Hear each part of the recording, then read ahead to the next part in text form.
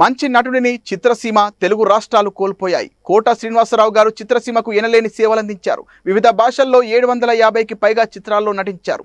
కోట శ్రీనివాసరావు గారి కుటుంబానికి సానుభూతి తెలియజేస్తూ ఆయన ఆత్మకు శాంతి కలగాలని దేవుణ్ణి ప్రార్థిస్తున్న సీఎం చంద్రబాబు. అందరికీ నమస్కారాలు. ఈరోజు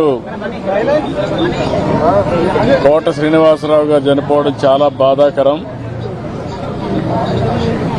మొన్నటి వరకు చాలా ఉత్సాహంగా చలనచిత్ర పరిశ్రమకు ఎనలేని సేవలు అందించిన వ్యక్తి.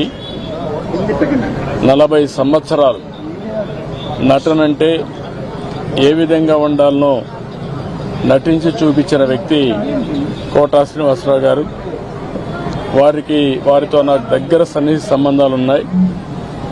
సమైక్య ఆంధ్రప్రదేశ్లో ముఖ్యమంత్రిగా ఉన్నప్పుడు కానీ, తర్వాత ముఖ్యమంత్రిగా ఉన్నప్పుడు కానీ, అదే సమయంలో ఆయన ఎమ్మెల్యేగా 1999లో నేను ముఖ్యమంత్రిగా ఉన్నప్పుడు బీజేపీ అలయన్స్తో ఆయన ఎమ్మెల్యే చేశాం.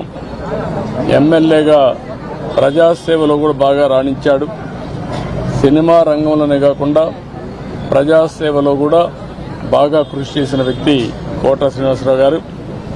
ఈరోజు మనందరం కూడా ఆయన డైలాగులు చూస్తే ఒకే సీన్లో ఏడిపించగలుగుతాడు, భయపెట్టగలుగుతాడు. అలాంటి అరుదైన సంఘటనలో అరుదైన నటనతో ఒక విలక్షణ నటుగా ప్రఖ్యాతి పొందిన వ్యక్తి. ఒక తెలుగే కాదు, తమిళ్, కన్నడ, హిందీ అనేక సినిమాల్లో 750 సినిమాల్లో నటించినటువంటి వ్యక్తి కోట శ్రీనివాసరావు గారు. ఆయనకు పద్మశ్రీ అవార్డు రావడం, ఇవన్నీ కూడా 7 నంది అవార్డు కూడా వచ్చాయి.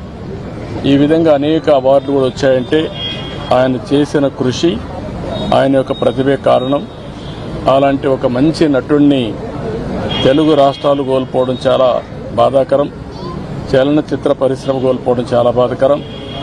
అలాంటి వ్యక్తి పట్ల నా మరణం పట్ల నా ప్రగాఢ సానుభూతి తెలియజేసుకుంటూ, వారి కుటుంబ సభ్యులకు నా ప్రగాఢ సానుభూతి తెలియజేస్తూ వారి ఆత్మకు శాంతి కలగాలని భగవంతుని మనస్ఫూర్తిగా ప్రార్థిస్తున్నాను.